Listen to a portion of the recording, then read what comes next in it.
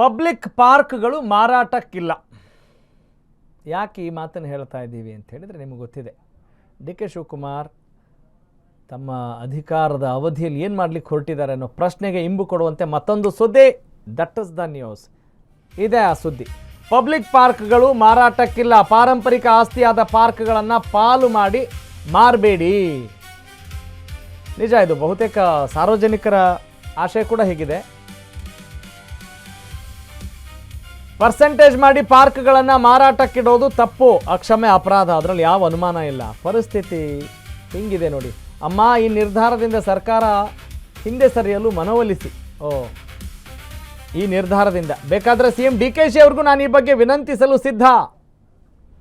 90 ವರ್ಷದ ಮಾಜಿ IFS ಅಧಿಕಾರಿ AN ಯಲ್ಲಪ್ಪ ರೆಡ್ಡಿ ಖಡಕ್ ಪತ್ರ ಬರೆದಿದ್ದಾರೆ. ಮುಖ್ಯ ಕಾರ್ಯದರ್ಶಿಗೆ 7 ಪುಟಗಳ ಭಾವನಾತ್ಮಕ ಪತ್ರ ಬರೆದು ತಮ್ಮ ಕನ್ಸರ್ನ್ ವ್ಯಕ್ತಪಡಿಸಿದ್ದಾರೆ, ಕಳವಳ ವ್ಯಕ್ತಪಡಿಸಿದ್ದಾರೆ.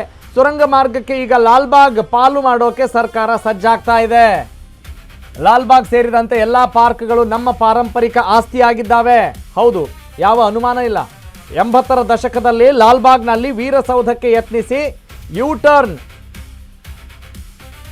ಮಾಡಲಾಗಿತ್ತು. ಆಗಿನ ಸರ್ಕಾರಕ್ಕೆ ಲಾಲ್ಬಾಗ್ ವಿರೂಪಗೊಳಿಸಲು ಇಷ್ಟ ಇಲ್ಲದೆ ಈ ನಡೆ. ಹಾಗಾಗಿ ಈಗಲೂ ಸರ್ಕಾರ ಪಾರ್ಕ್ಗಳ ಪರಂಪರೆಗೆ ಧಕ್ಕೆ ತರಬಾರ್ದು.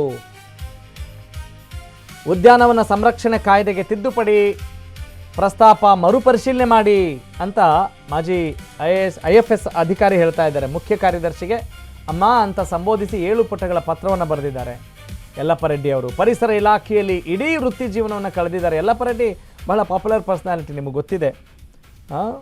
ಪರಿಸರಕ್ಕೆ ಸಂಬಂಧಪಟ್ಟಾಗ ನಾವೆಲ್ಲರೂ ಯೋಚನೆ ಮಾಡಬೇಕ್ರಿ. ಸರಸರ ಅಂತ ನಿರ್ಧಾರ ತೆಗೆದುಕೊಳ್ಳೋದಲ್ಲ, ಪರಿಸರ ಅದರ ಬಗ್ಗೆ ಯೋಚನೆ ಮಾಡಬೇಕು ಅಲ್ವಾ? ಏನು ನಡೀತಾ ಇದೆ ಆ್ಯಕ್ಚುಲಿ 1975ರಲ್ಲೇ ಕರ್ನಾಟಕ ಈ ಸರ್ಕಾರಿ ಉದ್ಯಾನವನದ ಸಂರಕ್ಷಣೆ ವಿಚಾರಕ್ಕೆ ಸಂಬಂಧಪಟ್ಟ ಹಾಗೆ ಆಗಲೇ ಒಂದು ಕಾಯ್ದೆ ತಂದಿದೆ. ಯಾವುದೇ ಈ ಪಾರ್ಕ್ಗಳನ್ನು, ಸರ್ಕಾರಿ ಪಾರ್ಕ್ಗಳಿಗೆ ಸಂಬಂಧಿಸಿದಂತೆ ಈ ಒಂದು ಕಾಯ್ದೆ, ಸಂರಕ್ಷಣಾ ಕಾಯ್ದೆ ಏನು ತಂದಿದ್ದಾರೆ, ಅನ್ಯ ಪ್ರಯೋಜನಗಳಿಗೆ, ಅನ್ಯ ಬಳಕೆಗೆ, ಬೇರೆ ಉದ್ದೇಶಕ್ಕೆ ನೀವು ಪಾರ್ಕ್ಗಳನ್ನು ಬಳಸುವ ಹಾಗಿಲ್ಲ. ಅದರಲ್ಲಿ ನೀವು ಮತ್ತೆ ಮಸೂದೆ ತರ್ತೀನಿ, ತಿದ್ದುಪಡಿ ಮಾಡ್ತೀನಿ ಅಂತ ಹೇಳಿದರೆ what is running in your mind dear Congress government ಅಂತ ಪ್ರತಿಯೊಬ್ಬರು ಕೇಳ್ತಾ ಇದ್ದಾರೆ. ಅಂದರೆ ಸನ್ಮಾನ್ಯ ಡಿ ಕೆ ಶಿವಕುಮಾರ್ ಅವರೇ, ಏನು ನೀವು ಯಾರನ್ನು ಚರ್ಚೆ ಮಾಡಿ ನಿರ್ಧಾರ ತೆಗೆದುಕೊಳ್ತಾ ಇದ್ದೀರಾ? ಸುಖ ಸುಮ್ಮನೆ ಏನೋ ಅಧಿಕಾರ ಸಿಕ್ಕಿದೆ ಅಂಥೇಳಿ ಏನೋ ಮಾಡ್ತಾ ಇದ್ದೀರಾ? ಯಾಕಂತ ಹೇಳಿದ್ರು ನಿನ್ನೆ ಮೊನ್ನೆ ವಿಚಾರ ಅಲ್ಲ ಇದು. ಇದು ಒಂದೇ ವಿಚಾರ ಅಲ್ಲ. ಭೂಮಿ ಅಂತ ಬಂದರೆ, ಪ್ರಕೃತಿ ಅಂತ ಬಂದರೆ, ಜಮೀನು ಅಂತ ಬಂದರೆ ಏನಾಗ್ಬಿಡುತ್ತೆ ನಿಮಗೆ?